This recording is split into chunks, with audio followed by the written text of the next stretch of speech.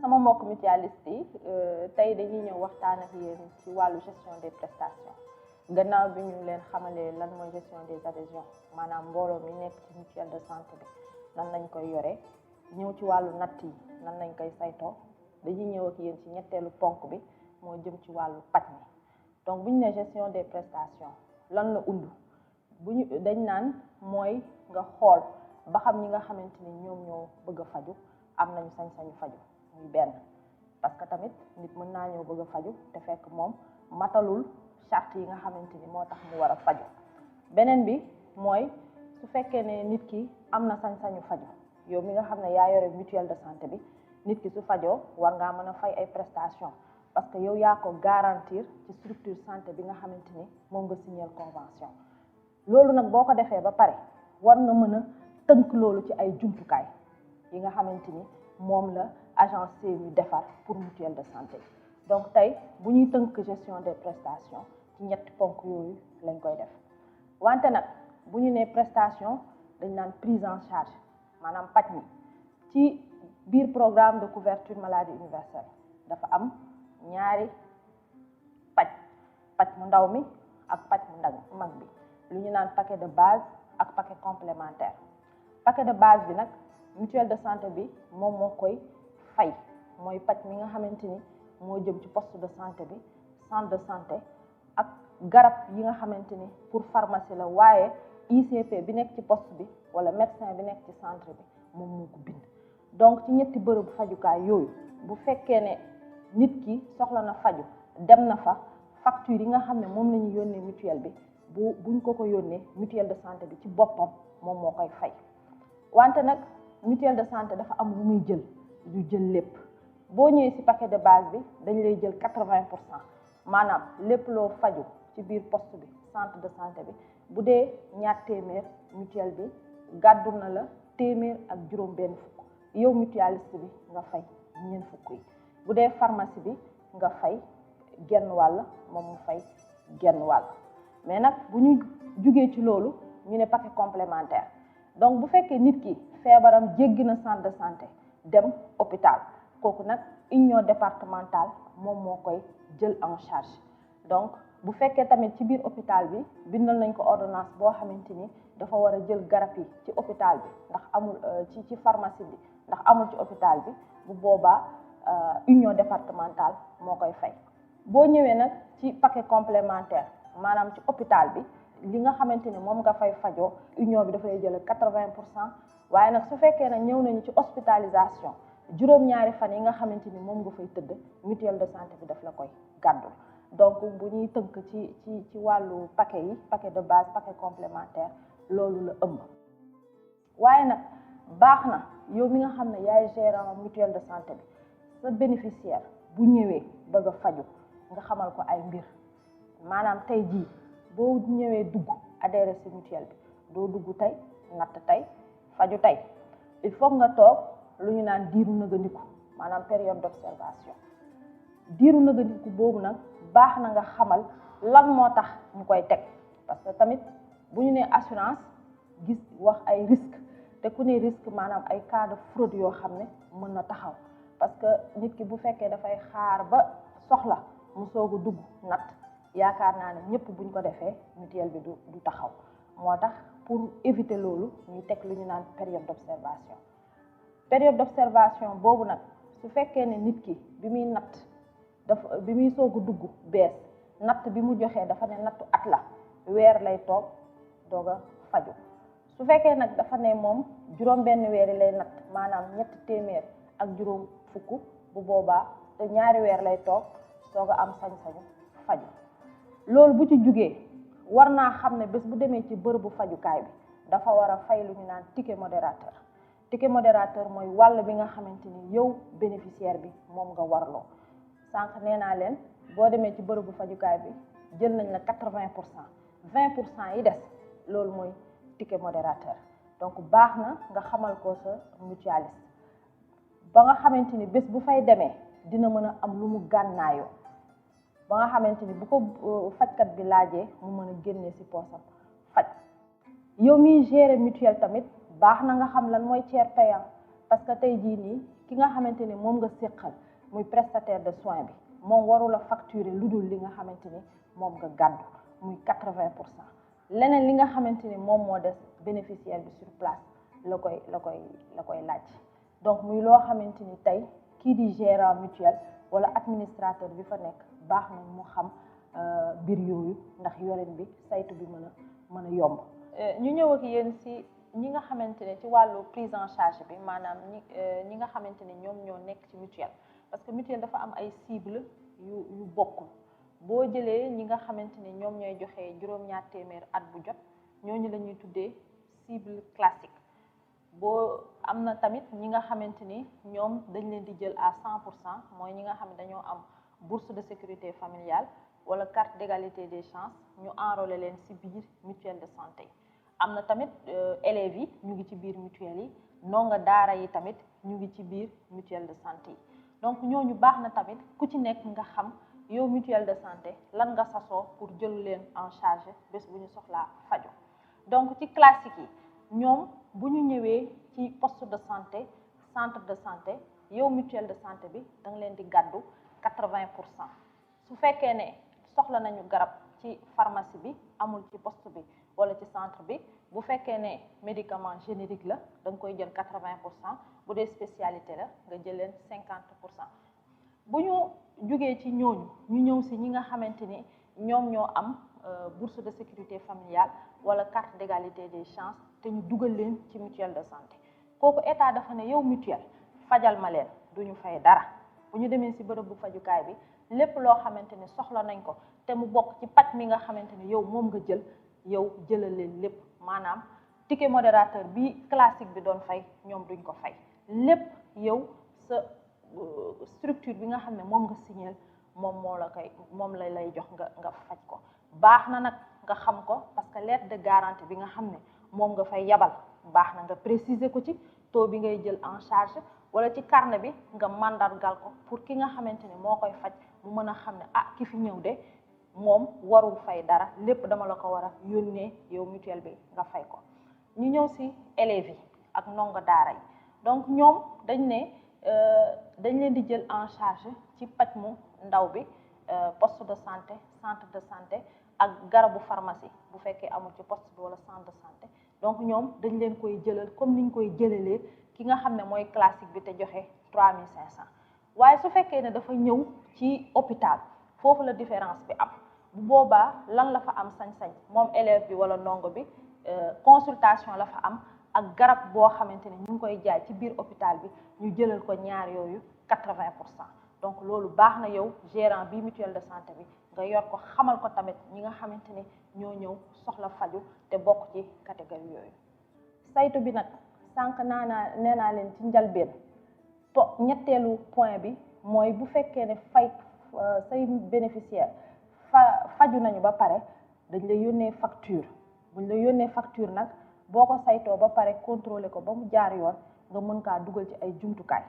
donc jumtukaay yooyu nag baax na ñu xamal leen ko. ci wàllu jumtukaay yi nga xamante ni moom mooy tax ki yore mutuelle de santé bi maanaam gérant bi wala administrateur bi mën a saytu lépp loo xamante ni moo jëm ci paj mi am na yi nga xamante ni moom la agence mi defar jagleel ko mutuelle yi. bu ci mel ne attestation de soins.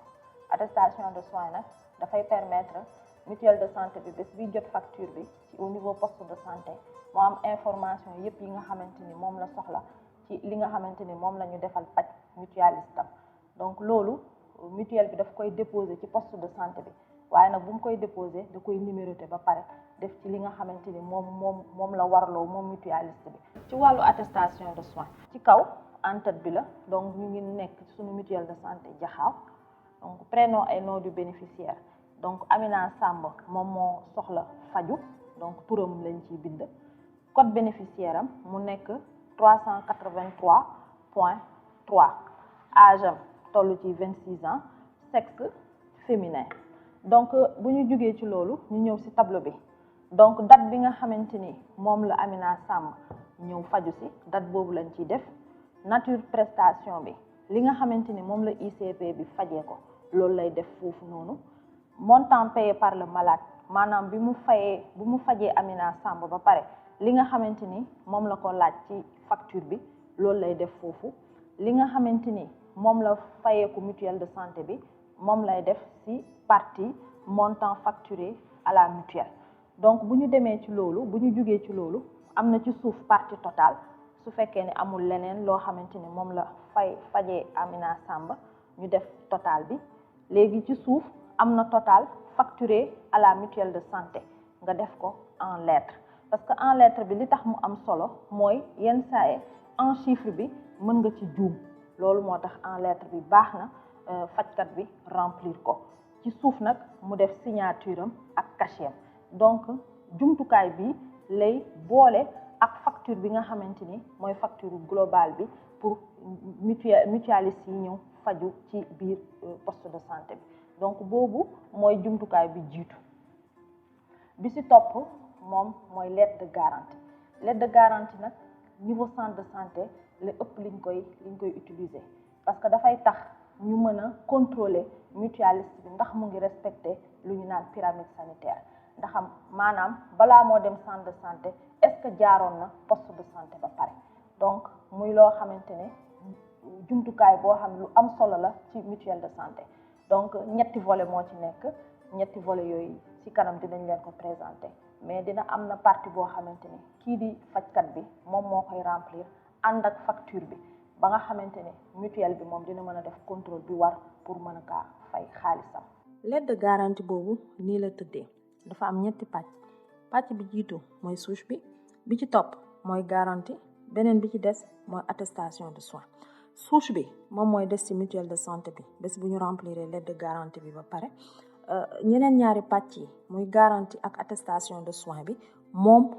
mooy ànd ak malade bi nga xamante ni moom moo war a dem ci bërëbu fajukaay bi donc buñ ko fajee ba pare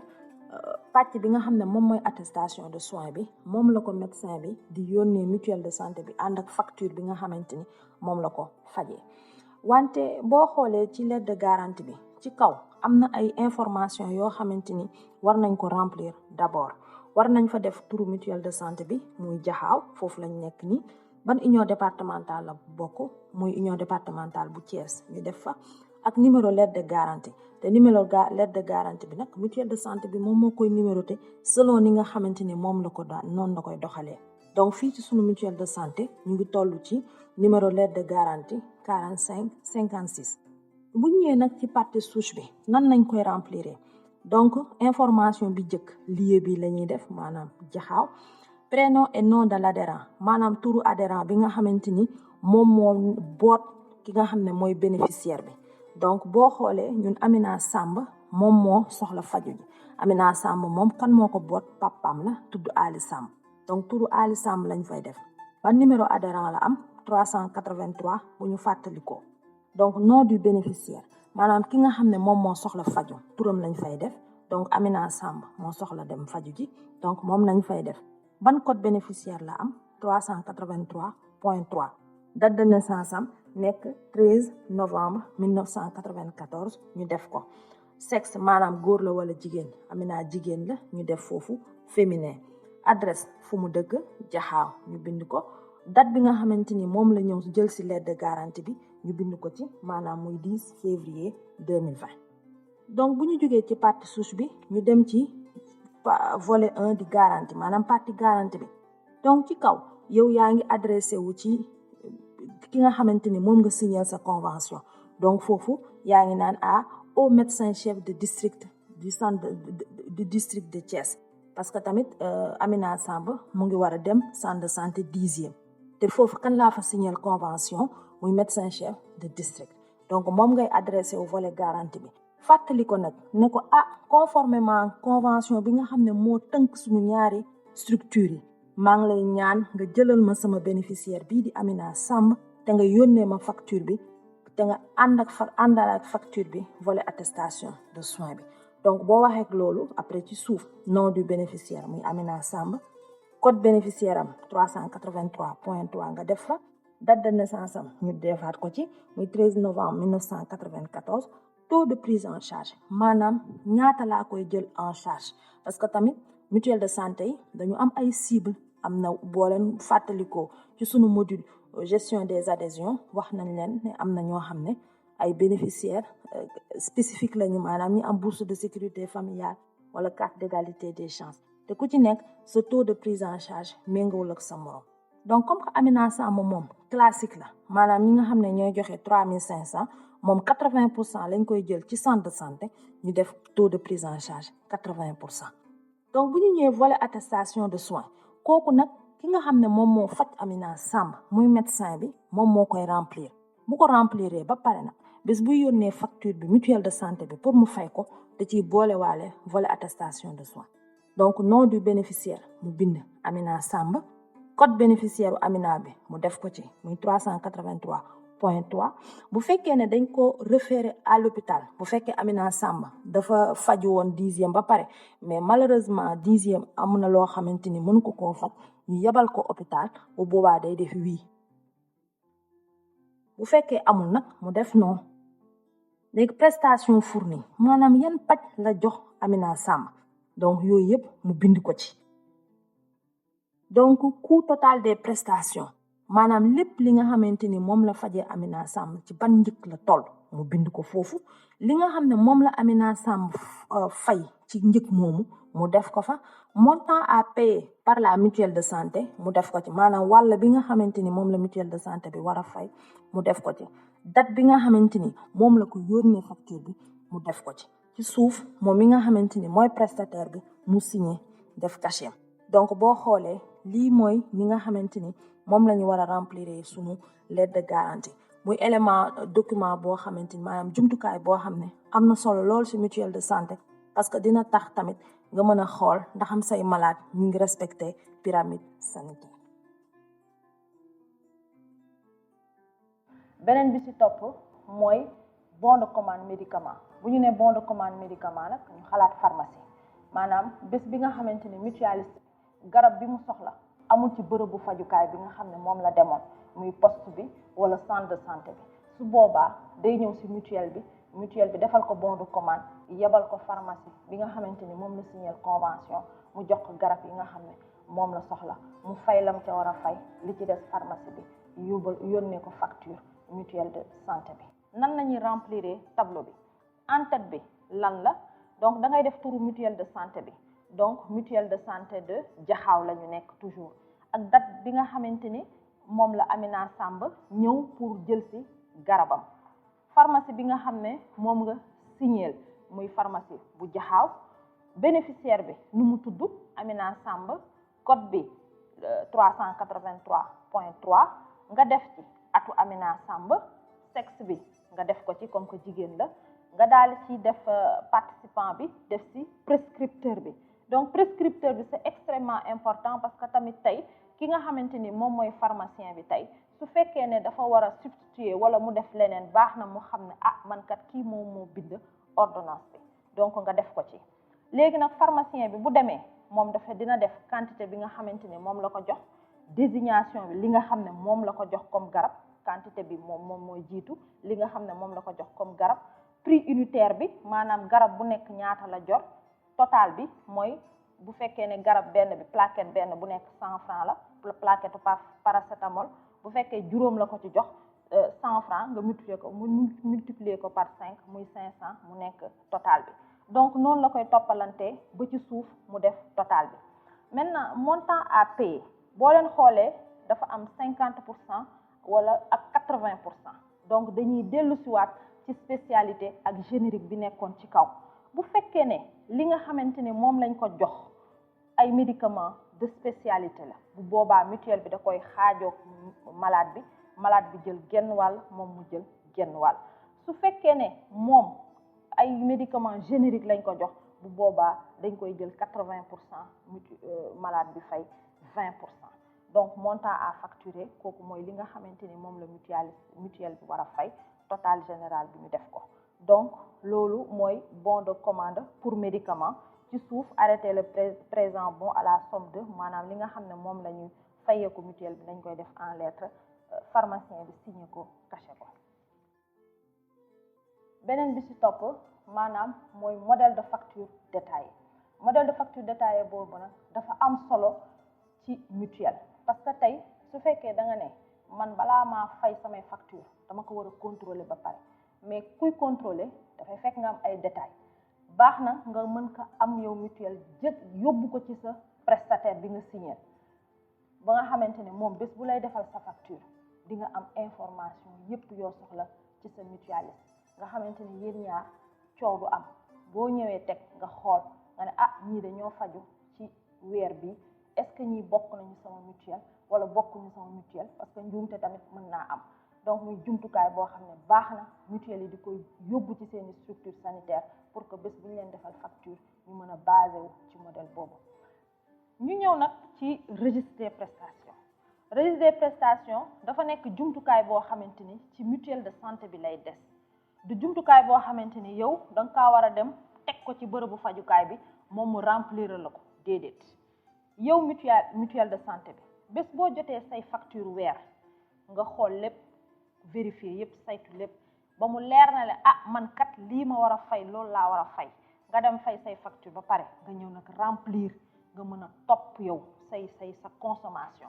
donc muy loo xamante ni jumtukaay bu am njëriñ la saa yow bëggee def sa situation nangam laa fay ci weer bi ci samay wàllu prestation boo ubbee sa registre des prestations di nga ko mën a fay ndax di nga jot facture poste de santé di nga jot facture centre de santé di nga jot facture pharmacie. donc nan la ñuy remplir registre des prestations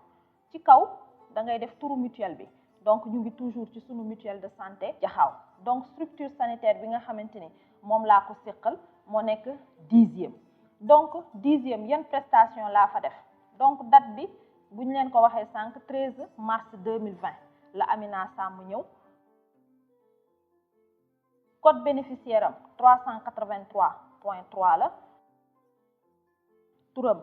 Amina Samb ñaata at la am 26 ans nga def ko ci partie sexe bi moom jigéen la nga def F numéro attestation de soins bi 45-56 la bon de commande joxuloo ko donc numéro facture bi nga xamante ni moom lañ la yónnee moom la prestataire bi yónnee parce que moom itam facture yi mu lay yónnee daf koy numéroté donc numéro boobu ngay def fii mu nekk ci 03/2020 maanaam 3e facture am ci atu 2020 lan la ñu defal Amina Samb ci kaw mooy nature des prestations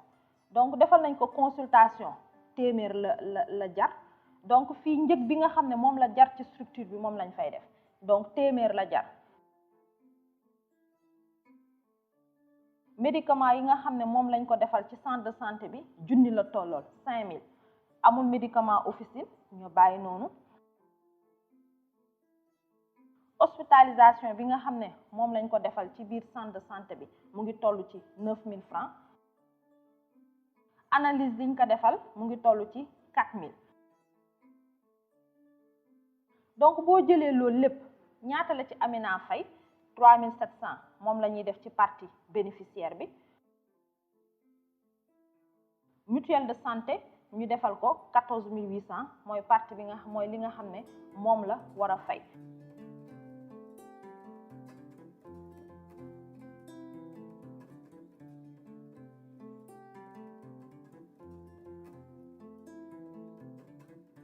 beneen bi nga xamante ni moo ci topp nag parce que boo nee saytu di nga ne topp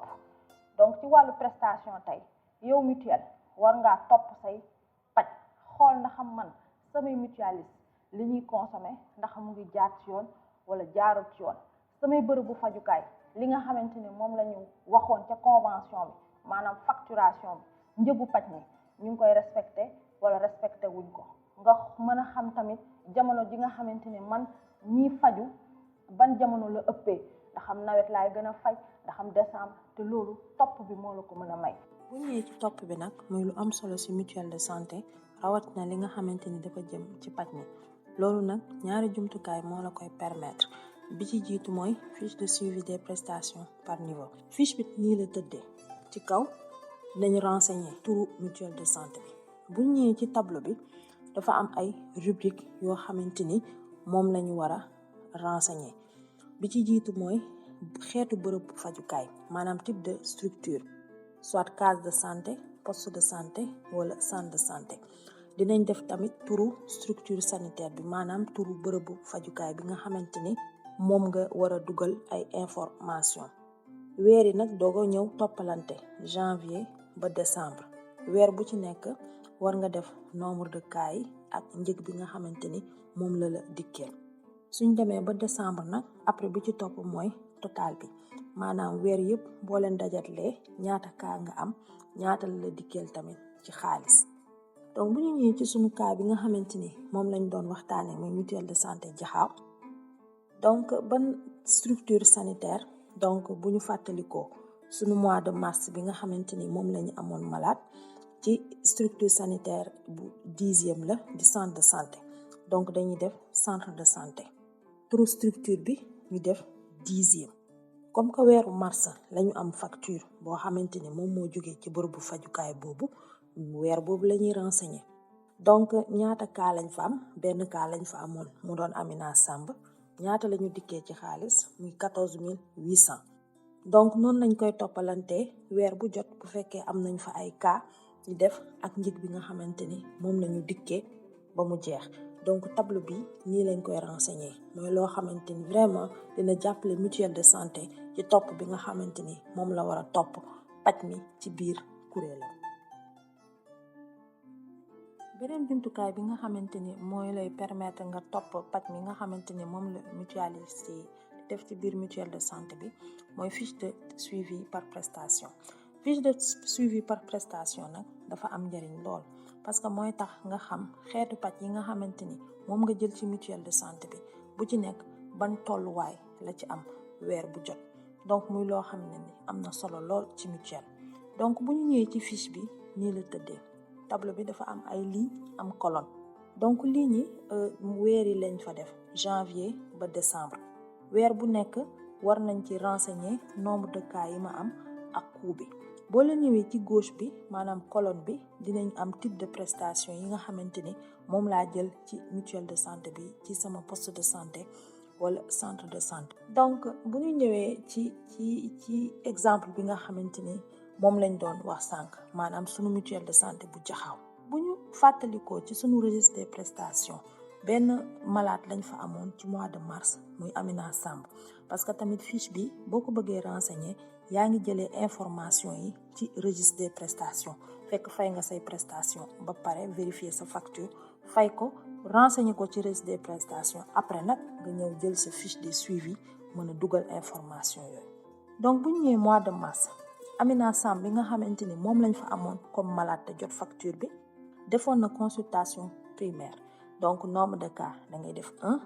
ñaata la ma jëlal ci xaalis 400 francs lañ ma ci facturé. donc bu ñu demee Amina Samb def na hospitalisation maanaam tëdd na ci biir centre de santé bi. donc nombre de cas mu nekk benn ñaata laa fay ci hospitalisation boobu man mutuelle de santé 7200. Amina Samb jox nañ ko ay garab ci biir bërëbu fajukaay bi muy médicament IB. donc médicament IB bi donc ñu ñëw nombre de cas def benn ñaata la ma jëlal ci xaalis muy 4000 francs.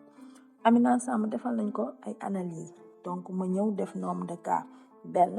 xaalis bi ñaata la 3200. donc ñii laay renseigner fiche bi weer bu jot moo fayee samay facture ba pare ba renseigner sama registre des prestations ma ñëw nag xool prestation bu ci nekk ñaata cas laa ci am ñaata laa ci fay. donc dinaa xam man sama xaalisu mutuelle fan lay gën a dugg muy jumtukaay boo xam ne am na solo lool ci topp mutuelle de santé. bala ñuy tëj nag il faut que ñu ñëw ak yéen ci contrôle parce que tey bu ñu nee assurance wax fraude muy am loo xamante ni tey yow mutualiste boo si gérant mutuelle boo si bàyyiwul xel sa alalu mutuelle doo ko mën a sakkanal. donc tey ki nga xamante ne mooy faju war ngaa xool ndaxam moom am na sañ-sañu faju ndaxam bénéficiaire mutuelle de santé bi la mu leer ba mu pour balaa nga kaa mën a jox këyit bi ànd ak moom ci wàllu